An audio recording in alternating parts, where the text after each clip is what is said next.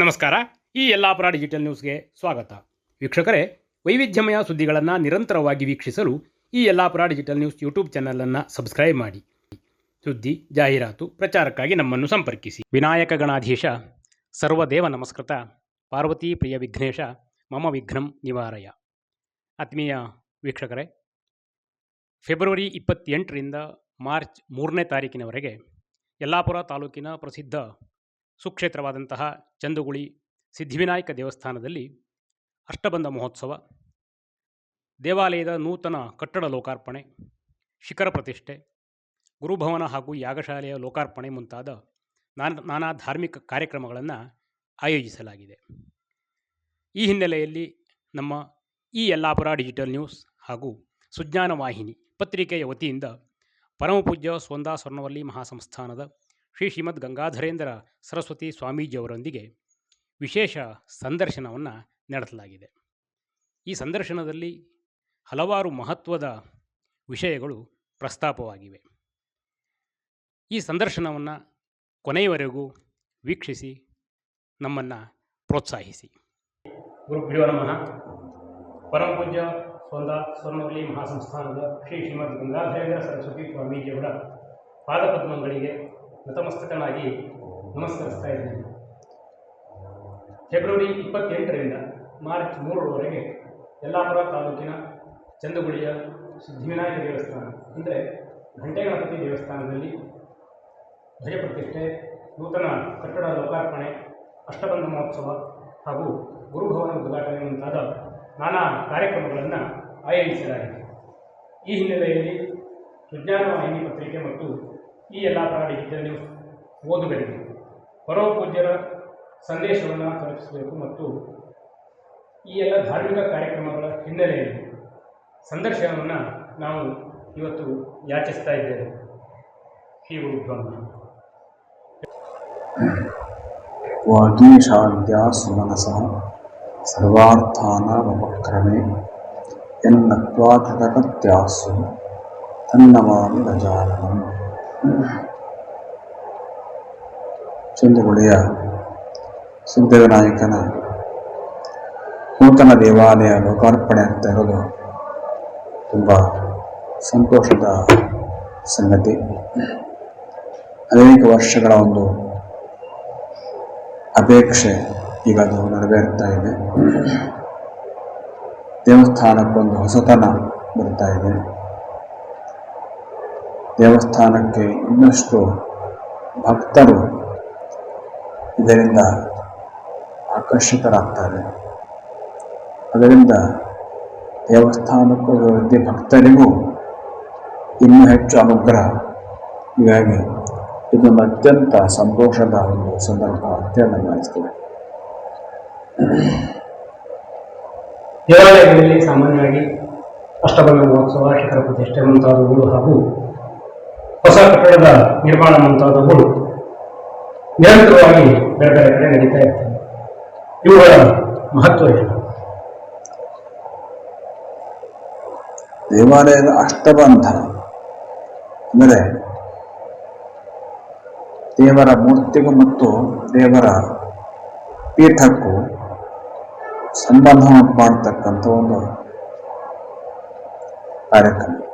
ಆ ಸಂಬಂಧಕ್ಕೆ ಒಂದು ಅಷ್ಟಬಂಧ ದ್ರವ್ಯವನ್ನು 8 ದ್ರವ್ಯಗಳ ಮಿಶ್ರಣ ಒಂದು ದ್ರವ್ಯವನ್ನು ಹಾಕ್ತಾರೆ. ಅದಕ್ಕೋಸ್ಕರ ಅಷ್ಟಬಂಧ ಅಂತ ಹೆಸರು ಬಂದಿದೆ.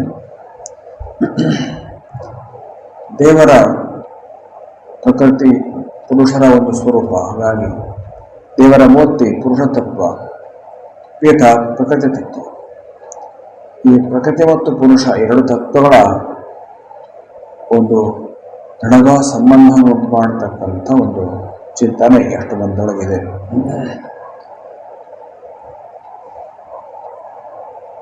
ಪ್ರಕೃತಿ ಮತ್ತು ಪುರುಷ ಎರಡು ತತ್ವಗಳ ಮೂಲಕ ಈ ಜಗತ್ತು ನಡೀತಾ ಇರ್ತದೆ. ಹಾಗಾಗಿ ಆಗಮದ ಶಾಸ್ತ್ರಗಳಲ್ಲಿ ಎಲ್ಲ ದೇವಸ್ಥಾನಗಳಲ್ಲಿಯೂ ಕೂಡ ಶ್ರೀರಾಮ ದೇವಸ್ಥಾನದಲ್ಲಿ ಈ ರೀತಿ ಪ್ರಕ್ರಿಯೆ ಜಾರಿಯಲ್ಲಿದೆ. ಆಮೇಲೆ ಶಿಖರ ಮತ್ತು ಧ್ವಜ.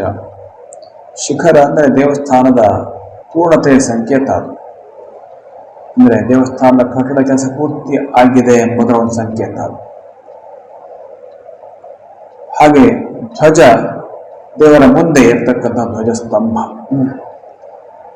ಈ ಧ್ವಜಸ್ತಂಭ, ದೇವಸ್ಥಾನ, ಆಮೇಲೆ ಶಿಖರ, ಇನ್ನು ಅನೇಕ ದೇವಸ್ಥಾನ ಅವಯವಗಳು ಇವೆಲ್ಲೂ ಪೂರ್ತಿ ಆಯಿತು ಅಂತಂದರೆ ದೇವರ ಒಂದು ಶರೀರವೇ ಇಲ್ಲಿ ಬಂದಾಗಿದೆ. ಯಾಕಂದ್ರೆ ದೇವಸ್ಥಾನವೇ ದೇವರ ಶರೀರ. ಅದರಿಂದ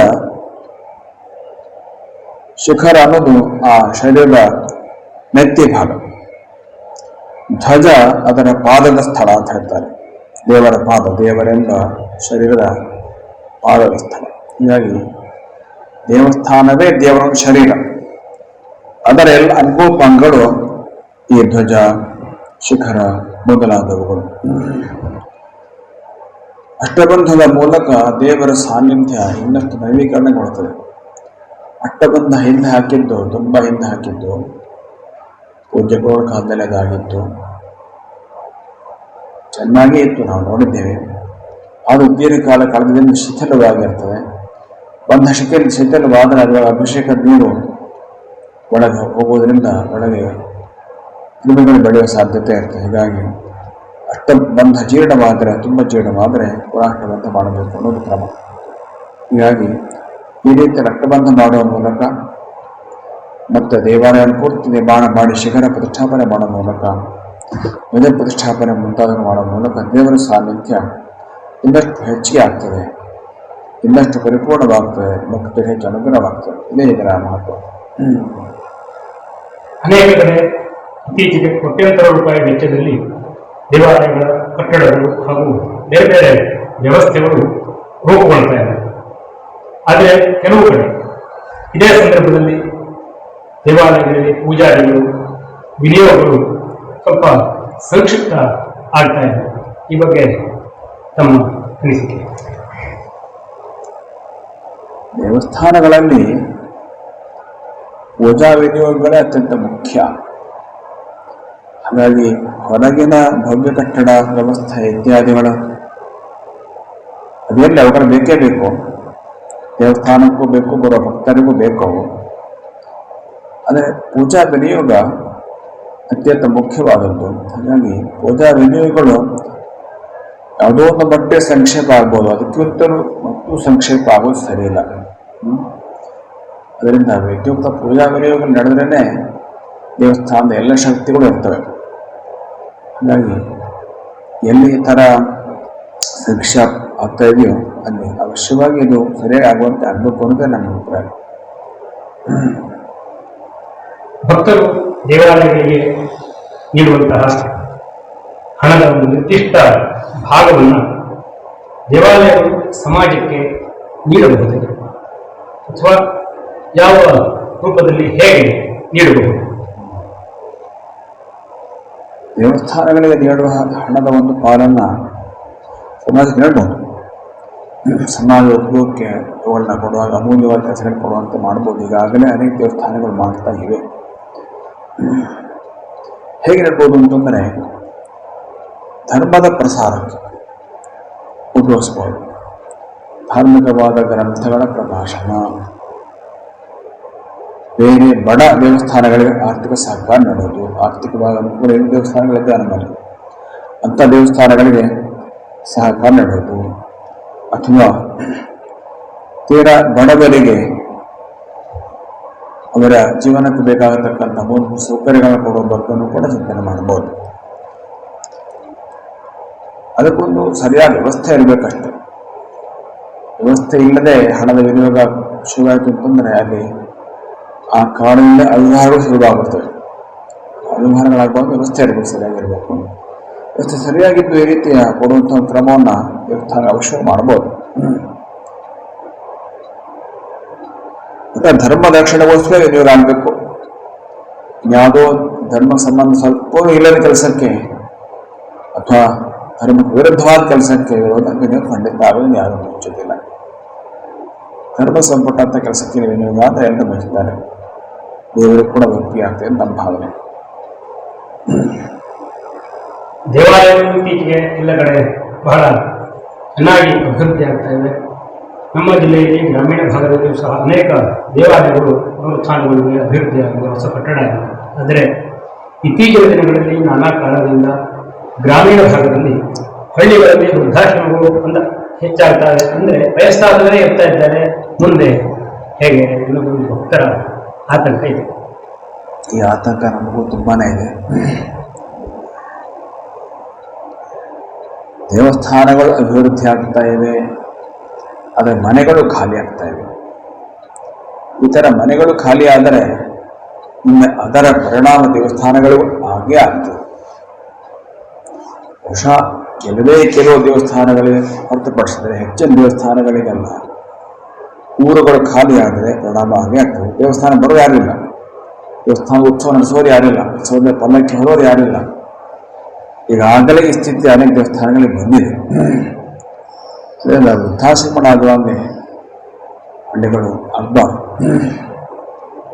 ಇನ್ನು ಕೆಲವು ದೇವಸ್ಥಾನಗಳು ನಗರಗಳಲ್ಲಿ ಭಕ್ತರು ಬರ್ತಾರೆ, ಏನೋ ನಡೆದೋಗ್ತದೆ.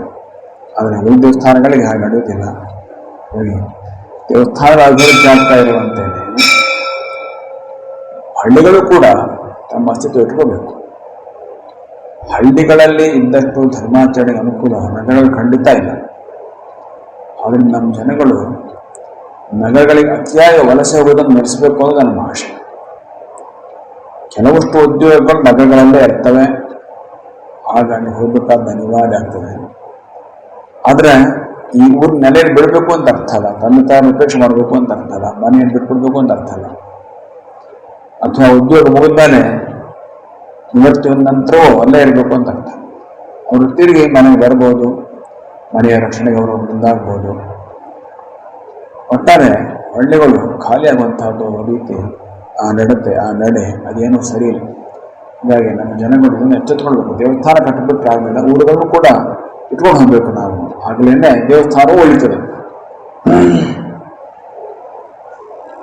ಇತ್ತೀಚಿನ ದಿನಗಳಲ್ಲಿ ನಾನಾ ಕಾರಣಗಳಿಂದಾಗಿ ಜನರಲ್ಲಿ ಮಾನಸಿಕ ಅಶಾಂತಿ, ಉದ್ವೇಗ ಹೆಚ್ಚಾಗ್ತಾನೆ. ಇದಕ್ಕೆ ದೇವಾಲಯಗಳಿಂದ ಏನಾದರೂ ಪರಿಹಾರೋಪಾಯ ಇದೆಯಾ? ನಮ್ಮ ಲೆಕ್ಕದಲ್ಲಿ ಈ ರೀತಿಯ ಅಶಾಂತಿ ಅಥವಾ ಉದ್ವೇಗದ ಮನಸ್ಥಿತಿಗೆ ದೇವಸ್ಥಾನಗಳೇ ಮೊದಲ ಪರಿಹಾರ. ಅಂದರೆ ದೇವಸ್ಥಾನಕ್ಕೆ ಬಂದರೆ ಮನಸ್ಸಿಗೆ ಶಾಂತಿ ಆಗುವ ಹಾಗೆ ಇರಬೇಕು, ಮನಸ್ಸಿನ ಉದ್ವೇಗವೆಲ್ಲ ಕಳೆಯುವ ಹಾಗೆ ಇರಬೇಕು, ದೇವಸ್ಥಾನದ ರೀತಿ ಹಾಗಿರಬೇಕು. ಅಲ್ಲಿ ಸ್ವಚ್ಛತೆ, ಶಾಂತಿ ಇವುಗಳು ನೆಲೆಸಬೇಕು.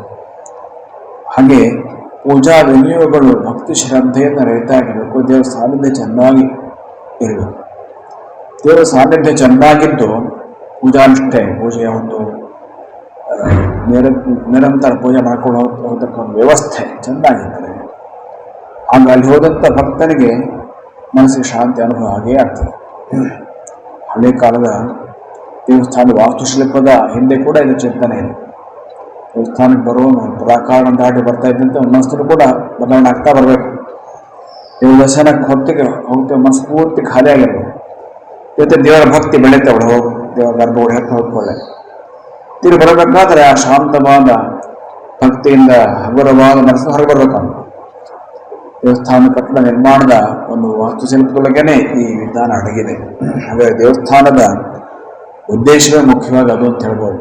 ಹಾಗಾಗಿ ಮಾನಸಿಕ ಅಶಾಂತಿ ಅಥವಾ ಉದ್ವೇಗ ಕಡಿಮೆ ಆಗೋದಕ್ಕೆ ದೇವಸ್ಥಾನಗಳ ಕೊಡುಗೆ ಬಹಳ ಅಮೂಲ್ಯವಾದ್ದು. ಅದು ತಕ್ಕಂತೆ ದೇವಸ್ಥಾನಗಳು ಇರಬೇಕಾದದ್ದು ಬಹಳ ಮುಖ್ಯ.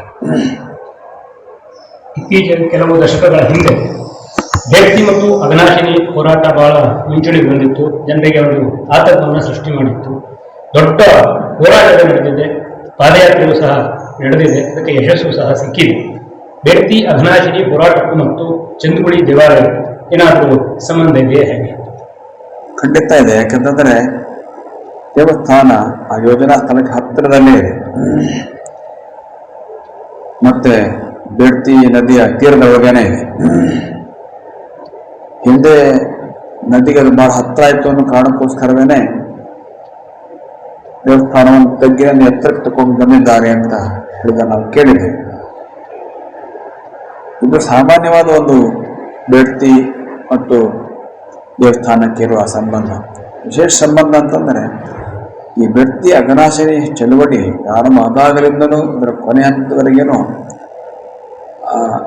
ಚಂದಗೊಳ್ಳಿ ಸಿದ್ಧಿವಿನಾಯಕನ ಸಂಬಂಧದ ಬಹಳ ಮೊಟ್ಟಮೊದಲಾಗಿ ಚಂದಗೊಳ್ಳಿ ಸಿದ್ಧಿವಿನಾಯಕನ ಅನುಗ್ರಹದಿಂದಲೇ ಅದಕ್ಕೆ ಜಯಪ್ರಾಪ್ತಿಯಾಗಿದೆ ಅಂತ ಧೈರ್ಯವಾಗಿ ಹೇಳಬಹುದು. ಯಾಕಂದ್ರೆ ಅಲ್ಲಿ ಪೂಜ್ಯ ಗುರುಗಳು, ನಮ್ಮ ಗುರುಗಳು ಹೋಗಿ ಪ್ರಾರ್ಥನೆ ಮಾಡಿದರು, ಅವನಿಗೆ ವಿಶೇಷವಾದ ಸೇವೆ ಸಲ್ಲಿಸುವಂತೆ ಪ್ರಾರ್ಥನೆ ಮಾಡಿಕೊಂಡಿದ್ರು. ಅದರ ಫಲವಾಗಿ ಆ ಹೋರಾಟ ಯಶಸ್ವಿ ಆಯಿತು. ಒಂದು ಹೋರಾಟ ಯಶಸ್ವಿ ಆಗಬೇಕಾದ್ರೆ ಅದಕ್ಕೆ ಜನಶಕ್ತಿ ಕೂಡ ಬರಬೇಕು, ರಾಜಕೀಯ ಶಕ್ತಿ ಕೂಡಿ ಬರಬೇಕು. ಇವೆರಡು ಕೂಡ ಬರೋದಕ್ಕೆ ಮೂಲವಾದ ದೈವ ಶಕ್ತಿ ಬೇಕಾಗ್ತದೆ. ವ್ಯಕ್ತಿ ಹೋರಾಟ ಯಶಸ್ವಿ ಆಗೋದಕ್ಕೆ ಇವರು ಕೂಡ ಬರೆಯೋದೇ ಕಾರಣ. ಹಾಗಾಗಿ ಆ ಮೂರು ಕೂಡುವುದಕ್ಕೆ ಒಂದು ದಿವ್ಯ ಶಕ್ತಿ ಕೊಟ್ಟವರು ಸಿದ್ಧಿವಿನಾಯಕ ದೇವರು. ಹಾಗಾಗಿ ವ್ಯಕ್ತಿ ಹೋರಾಟಕ್ಕೂ ಮತ್ತು ಚಂದ್ರ ಸಿದ್ಧಿವಿನಾಯಕನಿಗೂ ಬಹಳ ಗಟ್ಟಿಯಾದ ಸಂಬಂಧ ಇದೆ. ಅವನ ರಕ್ಷಣೆಯಿಂದಲೇ ಇವತ್ತು ಆ ಯೋಜನೆ ದೂರ ಹೋಗಿದೆ ಮತ್ತು ಜನಗಳು ಸ್ವಸ್ಥ ಬದುಕಿದ್ದಾರೆ. ಇದೇ ಬಹಳ ಮುಖ್ಯವಾದ ಸಂಬಂಧ. ಯಾಕಂತಂದರೆ ಈ ರೀತಿಯ ಒಂದು ಕೆಲಸ ಹೋರಾಟದಲ್ಲಿ ಯಶಸ್ವಿಯಾದದ್ದು ಬಹಳ ಕಡಿಮೆ ಇದೆ ದೇಶದಲ್ಲಿ. ಈ ಹೋರಾಟ ಯಶಸ್ವಿ ಆಯಿತು, ಅದಕ್ಕೆ ಕಾರಣ ದೇವರ ನಂಬರ್ ಕೂಡ ಮುಖ್ಯವಾದ ಒಂದು ಕಾರಣ ಇದೇ ಸಂಬಂಧ. ಈ ವಿಶೇಷ ಸಂದರ್ಭದಲ್ಲಿ ನಮ್ಮ ಭಕ್ತ ಕೋಟಿಗೆ ನಿಮ್ಮ ಸಂದೇಶಗಳನ್ನು ಭಕ್ತರು ದೇವಸ್ಥಾನಕ್ಕೆ ಬರೋರು ಅಂತ ಒಂದು ಅರ್ಥ. ಮನೆಯಲ್ಲೇ ತಮ್ಮ ಭಕ್ತಿ ಸಹಾಯ ಮಾಡೋದು ಇನ್ನೊಂದು ಅರ್ಥ. ದೇವಸ್ಥಾನಕ್ಕೆ ಬರ್ತಕ್ಕಂಥ ಭಕ್ತರು ದೇವಸ್ಥಾನದ ಬಗ್ಗೆ ತಮ್ಮ ನಿಷ್ಠೆಯನ್ನು ಉಳಿಸ್ಕೋಬೇಕು, ಮಕ್ಕಳಿಗೆ ಅದನ್ನು ಹಸ್ತಾಂತರಿಸಬೇಕು. ಮುಂದಿನ ತಲೆಮಾರಿನ ಮಕ್ಕಳು ಈ ರೀತಿಯ ಧರ್ಮದ ಮತ್ತು ಸಂಸ್ಕೃತಿಯ ಪಾಠ ಅವ್ರಿಗೆ ಸಿಗಬೇಕು. ಇಲ್ಲದೇ ಇದ್ದರೆ ಅವರು ಏನು ದೂರ ಹೋಗ್ಬಿಡ್ತಾರೆ. ಯಾಕಂದರೆ ಈಗಾಗಲೇ ಈಗಿನ ಶಿಕ್ಷಣ ವ್ಯವಸ್ಥೆ, ಸಮಾಜದ ವಾತಾವರಣ ಇತ್ಯಾದಿ ಕಾರಣದಿಂದ ಅವರು ಈಗಾಗಲೇ ಧಾರ್ಮಿಕತೆಯನ್ನು ಸ್ವಲ್ಪ ದೂರ ಹೋಗ್ತಾ ಇದ್ದಾರೆ. ಈಗ ಭಕ್ತರು ತಮ್ಮ ಮಕ್ಕಳನ್ನು ದೇವಸ್ಥಾನಕ್ಕೆ ಕರ್ಕೊಂಬರೋ ಮೂಲಕ ಆ ಭಕ್ತಿಯ ಒಂದು ಸಂಸ್ಕಾರವನ್ನು, ಧರ್ಮದ ಸಂಸ್ಕಾರವನ್ನು ಮಕ್ಕಳಿಗೆ ಹಸ್ತಾಂತರಿಸಬೇಕು ಅಂತೇಳಿ ನಮಗೆ ಅನಿಸ್ತದೆ. ಹಾಗೆ ಭಕ್ತರು ತಮ್ಮ ಮನೆಗಳಲ್ಲಿ ಕೂಡ ಭಕ್ತಿಯ ಸಾಧನೆಯನ್ನು ಮಾಡ್ಕೋಬೇಕು. ಬರೀ ದೇವಸ್ಥಾನಕ್ಕೆ ಮಾತ್ರ ಹೋಗ್ತೇನೆ, ಮನೇಲಿ ಏನು ಪೂಜೆ ಇಲ್ಲ ಅಂತಂದರೆ ಅದು ಚೆಂದ ಇಲ್ಲ. ಕೆಲವ್ರ ಮನೇಲಿ ಹಂಗೆ ಆಗ್ತಾ ಇದೆ, ಮನೆಯಲ್ಲಿ ಏನು ಪೂಜೆ ಇಲ್ಲ, ದೇವಸ್ಥಾನಕ್ಕೆ ಎಲ್ಲ ಹೋಗೋದು. ಇದೊಂದು ಉದಾಹರಣೆ ಕೊಡ್ಬೋದು ಅಂತ ಕಾಣ್ತದೆ. ಮನೆಯಲ್ಲಿ ಅಡುಗೆ ಮಾಡಿದ್ರೆ ಹೋಟೆಲಲ್ಲೇ ಊಟ ಮಾಡಿದ್ರೆ ಹೆಂಗೋ ಹಾಗೆ. ಅದರಿಂದ ಮನೆಯಲ್ಲಿ ಕೂಡ ದೇವರ ಒಂದು ಭಕ್ತಿಗೆ ಸ್ಥಾನ ಇರಬೇಕು. ಮನೆ ವಾತಾವರಣ ಅದನ್ನು ಶುದ್ಧಿ ಆಗ್ತದೆ, ಸುಧಾರಿಸ್ತದೆ. ಭಕ್ತನಿಗೆ ಒಂದು ಏಕಾಂತದಲ್ಲಿ ದೇವರ ಬಗ್ಗೆ ಭಕ್ತಿದಾನ ತೊಡಕ್ಕೆ ಸಾಧ್ಯ ಆಗ್ತದೆ. ದೇವಸ್ಥಾನದಲ್ಲಿ ನೀವು ನಾಯಕರು ಬಂದಿರ್ತಾರೆ, ಅನೇಕರು ಬಂದಿರ್ತಾರೆ, ಜನಸಂಖ್ಯೆ ಇರ್ತಾರೆ. ಮನೆಯಲ್ಲಿ ಹಾಗಲ್ಲ, ಇದು ಒಬ್ಬನೇ ಕೂತ್ಕೊಂಡು ಪೂಜೆ ಮಾಡ್ಬೋದು. ಏಕಾಂತದಲ್ಲಿ ಕೂತ್ಕೊಂಡು ದೇವರ ಧ್ಯಾನಕ್ಕೆ ಮನೆಯಲ್ಲಿ ಅನುಕೂಲ ಜಾಸ್ತಿ. ಮನೆಯಲ್ಲಿ ಕೂಡ ಭಕ್ತಿಯ ವಾತಾವರಣ, ಭಕ್ತಿಯ ಸಾಧನೆ ಅವಕಾಶ, ದೇವರ ಪೂಜೆ ಇತ್ಯಾದಿ, ಭಜನೆ, ದೇವರ ಪೂಜೆ ಇತ್ಯಾದಿ ಮನೆಯಲ್ಲಿ ಇರಬೇಕು. ಮನೆಯಲ್ಲಿ ದಿನಾ ಸಾಯಂಕಾಲ ಮನೆ ಬಂದು ಎಲ್ಲ ಕೂತ್ಕೊಂಡು ಭಜನೆ ಮಾಡಿ ಒಂದು ರೂಢಿ ಚೆನ್ನಾಗಿ ಬಂದ್ರೆ ನೋಡಿ ಎಷ್ಟು ಅನುಕೂಲ ಇದೆ. ಒಂದು ಮನೆಯ ಮಂದಿಯ ಮನಸ್ಸಿನಲ್ಲ ಶಾಂತಿ, ಮನಸ್ಸಿನ ಶಾಂತಿ, ಮನಸ್ಸಿನ ಶಾಂತಿ. ಎರಡನೇದು ಮನೆಯ ಮಂದಿಗಳ ಒಂದು ಒಗ್ಗೂಡುವಿಕೆ, ಏಕೀಭಾವ ಬರ್ತದೆ. ಎಷ್ಟೋ ಸಲ ಕೌಟುಂಬಿಕ ಕಾರಣಗಳಿಂದ ಮನಸ್ಸಿನ ಒಂದೇ ಮನೆ ಇದ್ದು ಮಾನಸಿಕ ದೂರ ಇರ್ತಾರೆ, ಅಂಥ ಸ್ಥಿತಿ ಕಡಿಮೆ ಆಗ್ತದೆ. ಇದಕ್ಕೆ ಎರಡಕ್ಕಿಂತ ಮುಖ್ಯ ಪ್ರಯೋಜನ ಮಕ್ಕಳಿಗೆ ಅದು ಸಂಸ್ಕಾರವಾಗ್ತದೆ. ಸಾಯಂಕಾಲದ ವೇಳೆ ಈಗ ಎಲ್ಲ ಟಿ ವಿ ನೋಡೋರ ಆಗ್ಬಿಟ್ಟಿದ್ದಾರೆ, ಭಜನೆ ಬೈಪಾಠ ಬಹುತೇಕ ಇಲ್ಲವಾಗ್ಬಿಟ್ಟಿದೆ. ಹೀಗಾಗಿ ಭಕ್ತಿಯ ಸಾಧನೆ, ಭಜನೆ, ಪೂಜೆ ಇತ್ಯಾದಿ ಮನೆಗಳಲ್ಲಿ ಕೂಡ ಇರಬೇಕು. ಅದರಿಂದ ದೇವಸ್ಥಾನದಲ್ಲೂ ಇರಬೇಕು, ಭಕ್ತರಲ್ಲೂ ಮನೆಯಲ್ಲೂ ಇರಬೇಕು. ಇದೇ ನಮ್ಮ ಮುಖ್ಯವಾದ ಸಂದೇಶ. ಹರಿ ಓಂ. ಇದುವರೆಗೆ ಪರಮ ಪೂಜ್ಯ ಶ್ರೀಗಳು ತಮ್ಮ ಸಂದೇಶದ ಮೂಲಕ ಓದುಗರಿಗೆ ಮತ್ತು ನೋಡುಗರಿಗೆ ದಿವ್ಯ ಅನುಗ್ರಹವನ್ನು ನೀಡಿದ್ದಾರೆ. ನಮ್ಮ ಸಂಸ್ಥೆಯ ವತಿಯಿಂದ ಮತ್ತು ಎಲ್ಲ ಓದುಗರ ಮತ್ತು ನೋಡುಗರ ವತಿಯಿಂದ ಪರಮ ಪೂಜ್ಯರಿಗೆ ಅನಂತ ಧನ್ಯವಾದಗಳು.